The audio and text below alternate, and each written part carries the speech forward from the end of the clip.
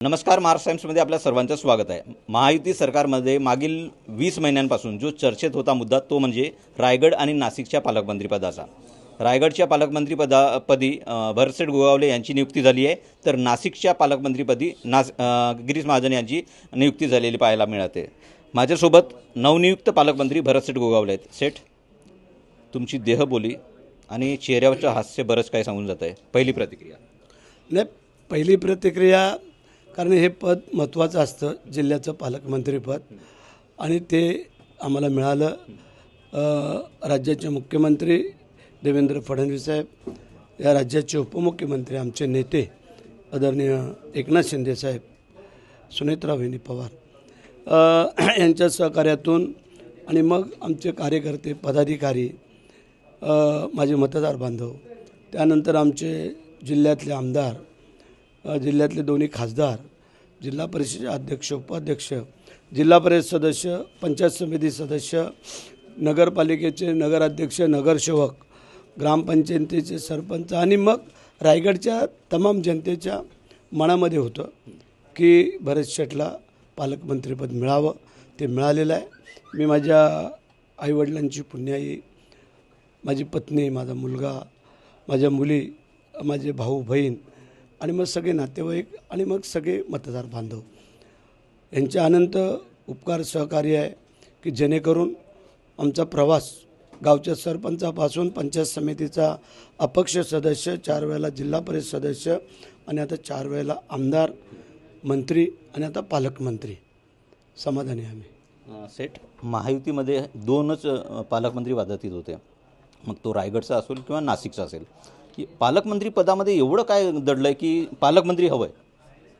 पालकमंत्री ह्या जिल्ह्याचा पालक आहे की सगळ्यांबरोबर समन्वय साधून जिल्ह्याच्या विकासात्मक गोष्टी सगळ्यांना बरोबर घेऊन जे काय पूर्वीपासून ठरवलेल्या आहेत की पालकमंत्र्यांच्या जबाबदाऱ्या, आणि पालकमंत्र्यांनी कसं चालावं, कसं वागावं, कसं बोलावं, ह्या पद्धतीसाठी पालकमंत्री। तुम्ही 15 ऑगस्टला ध्वजारोहण केलं, त्याच्यामध्ये तुमचं एक वाक्य होतं की मला शाश्वती होती, पालकमंत्रीपद मिळेल। आज ते मिळालं आहे तुम्हाला। एकंदरीतच मागे ज्या विधान परिषदेच्या स्थानिक स्वराज्य संस्थांच्या निवडणुका झाल्या त्याच्यामध्ये अनिकेत तटकरे यांची बिनविरोध निवड झाली, त्याची ही परतफेड म्हणायची? आपल्याला कल्पना आहे की ज्या वेळेला आम्ही ठरवलं, आणि आमचे नेते एकनाथ शिंदेसाहेब, नेते देवेंद्रजी, सुनेत्रा वहिनी, तटकरे साहेब, ह्या सगळ्यांनीच की ठरवलं की बाबा ही विधान परिषदची सीट अनिकेत तटकरेंना द्यायची आणि पालकमंत्रीपद भरत शेठला द्यायचं, असं त्याच वेळेला ठरलं होतं, आणि ते आज झालेलं आहे। त्यामुळे बाकी काही तसे अडचण आणि अडथळा नव्हता। पण उशीर झाला असं वाटतंय, आणि तुम्ही जसं म्हटलं की तुम्हाला फार संयम ठेवावा लागला।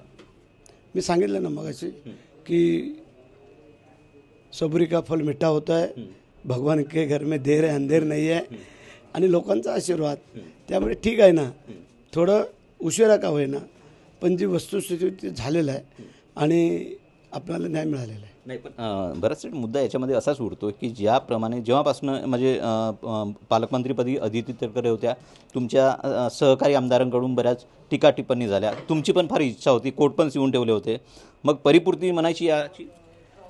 परिपूर्ती म्हणजे आता आमची कोणाची इच्छा असते ती इच्छा पूर्ण झालेली आहे, त्याच्यामुळे कोट शिवला काय, काय झालं काय, प्रश्न वेगळा होता।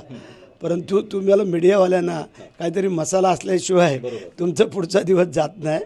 पण आम्ही जनतेचे सेवक आहोत, आणि सेवा करणं हे आमचं काम आहे, कार्य आहे। मी गेले 40 वर्ष हे काम करतो आहे। मी मगाही सांगितलं की जर तुम्ही माझा प्रवास पाहिलात की गावचा बिनविरोध सरपंच, अपक्ष पंचायत समिती सदस्य, 4 वेळेला जिल्हा परिषद, आणि 4 वेळेला आमदार, मंत्री आणि पालकमंत्री, हा प्रवास आहे आमचा।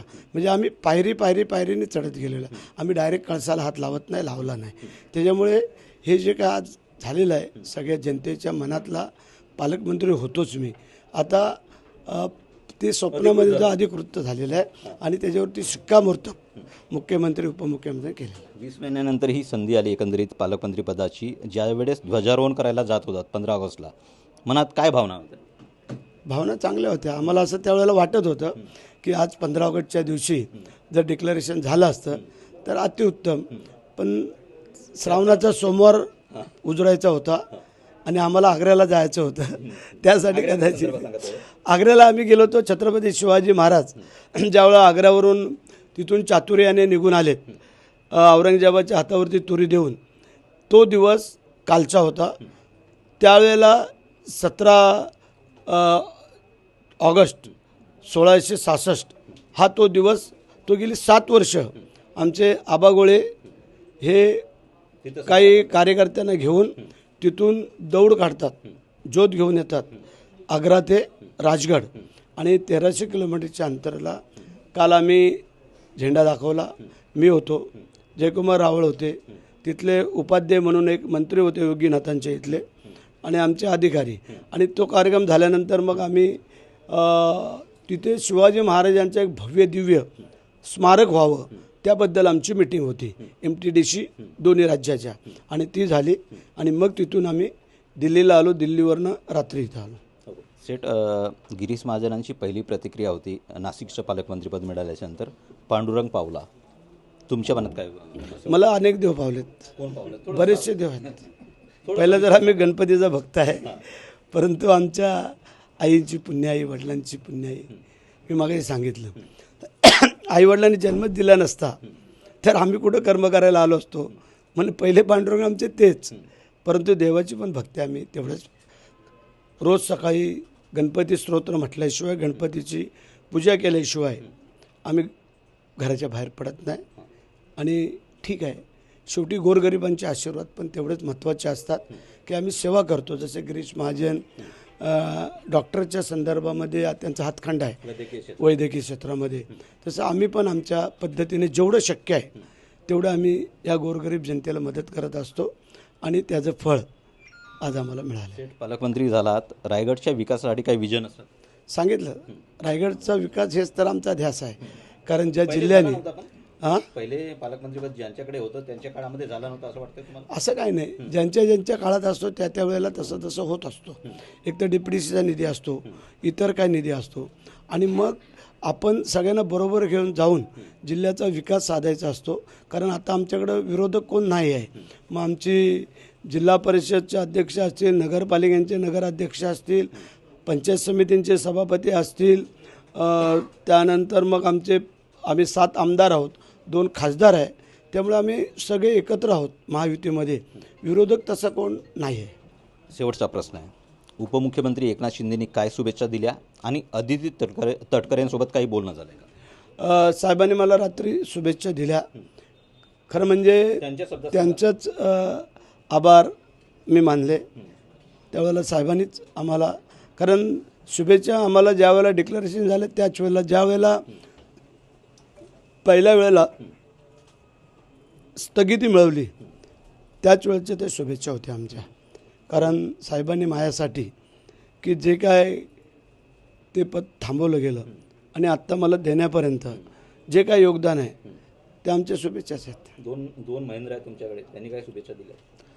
ते 2 महेंद्र आणि मी धर्मेंद्र अशी आमची व्याख्या आहे. त्यामुळे आम्ही हातात हात घालून काम करतो, त्यामुळे काळजी करायचं कारण नाही आहे. अदितीताईंच्या काय शुभेच्छा होत्या ते अजून आले नाहीत, वाट पाहतोय आम्ही. कॅबिनेट आहे, आज कॅबिनेट आहे, बोलणं होईल ना. त्यात काय आता झालं ते झालं. नाही, बोलणं पण मन की बात व्हायला पाहिजे असं म्हणतोय. रायगडच्या विकासासाठी, रायगडच्या विकासासाठी आता माझी जबाबदारी आहे त्यांना सगळ्यांना बरोबर घेऊन. धन्यवाद सर आमच्याशी चर्चा केल्याबद्दल. तर हे होते नवनियुक्त पालकमंत्री रायगडचे भरतसेठ गोगावले, यांनी सांगितलं की रायगडचा विकास हाच माझा ध्यास आहे. मी कुमार टेंबरे, महाराष्ट्र टाइम्स ऑनलाईन, मुंबई. नवनियुक्त पालकमंत्री आज रायगडचे, पहिली प्रतिक्रिया फार आनंद आहे, समाधानी आहोत आम्ही. मी आभार मानतोय आमचे मुख्यमंत्री देवेंद्र फडणवीस साहेब, उपमुख्यमंत्री आमचे नेते एकनाथ शिंदे साहेब, आमच्या सुनित्रा वहिनी, तटकरे साहेब, या सगळ्यांचंच की ज्यांनी आम्हाला हे पद देण्यासाठी ज्यांचं योगदान आहे. आणि मग माझे कार्यकर्ते, पदाधिकारी, माझे आमदार सहकारी, सगळे खासदार, या सगळ्यांच्याच मनापासून, आणि खास करून मतदार बांधवांचं, ज्या मतदार बांधवांनी आम्हाला इथपर्यंत आणलं त्यांचे खास करून, आणि माझे कार्यकर्ते, पदाधिकारी, माझ्या घरचा संपूर्ण परिवार, आमच्या आईसहित, पत्नीसहित, मुलांसहित, भाऊ बहीण, सगळ्यांसहित की ज्यांचं योगदान की आपला माणसाला मोठं करण्यासाठी जी काय त्यांनी मेहनत चिकाटी घेतली त्याबद्दल आज मी समाधानी आहे. पालकमंत्री पदासाठी बराच संयम ठेवावा लागला तुम्हाला. सबुरी का फल मीठा होता है, भगवान के घर में देर है अंधेर नहीं है या उक्तीप्रमाणे आम्हाला मिळालेलं आहे. आम्ही समाधानी आहोत, काळजी करायचं काही कारण नाही. उपमुख्यमंत्री एकनाथ शिंदेनी काय शुभेच्छा दिल्या, काय शुभेच्छा दिल्या, त्यांचेच मी आभार मानले, दोघांचे तिघांचे. आणि मग आमचं कर्तव्य आहे की बाबा ज्या नेत्यांनी आमच्यासाठी इथपर्यंत आम्हाला आणून ठेवलं ते आमचे आभार मानणं गरजेचं आहे. Thank you sir.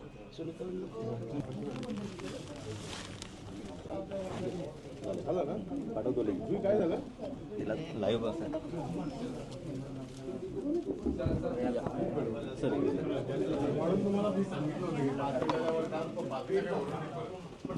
ताई ताई अरे बाबा तुम्ही आणलाय हो.